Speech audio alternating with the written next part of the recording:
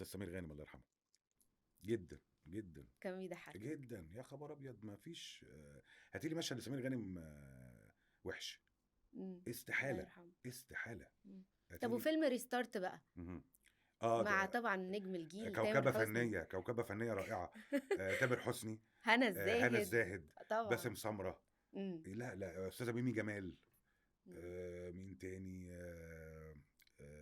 مش عايز انسى ناس، حرام عليكي. لا حرام حرام علينا، عليكي بسألك والله. سؤال عادي. ميكا. اوكي. ميكا. ميكا. ميكا.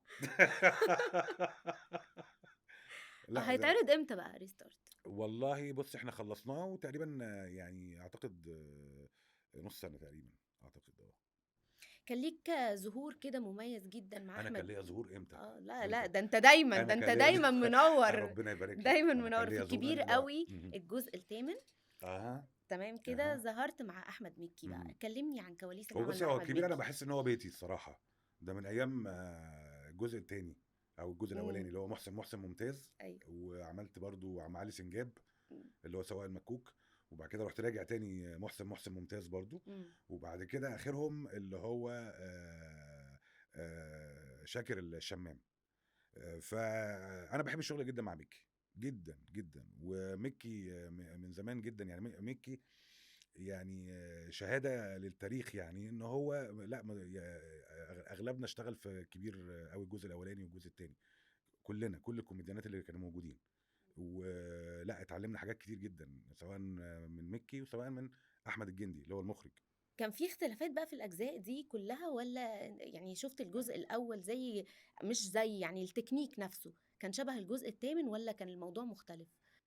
لا طبعا، طبعا في اختلاف ما بين الجزء الاولاني والتاني والتالت. ده اي حاجه ليها اجزاء. لا ده خلف الكاميرا، أنا بتكلم على. خلف الكاميرا. اه يعني. انا خلف الكاميرا ما بقعدش الصراحه.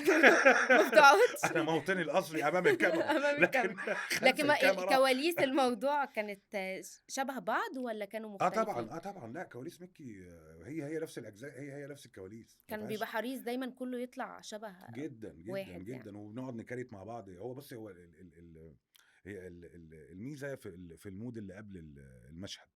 هو يعني زي ما اتربينا، اللي هو بنقعد بنشوف المشهد عامل ايه، بنحاول ان احنا نكريت فيه حاجات.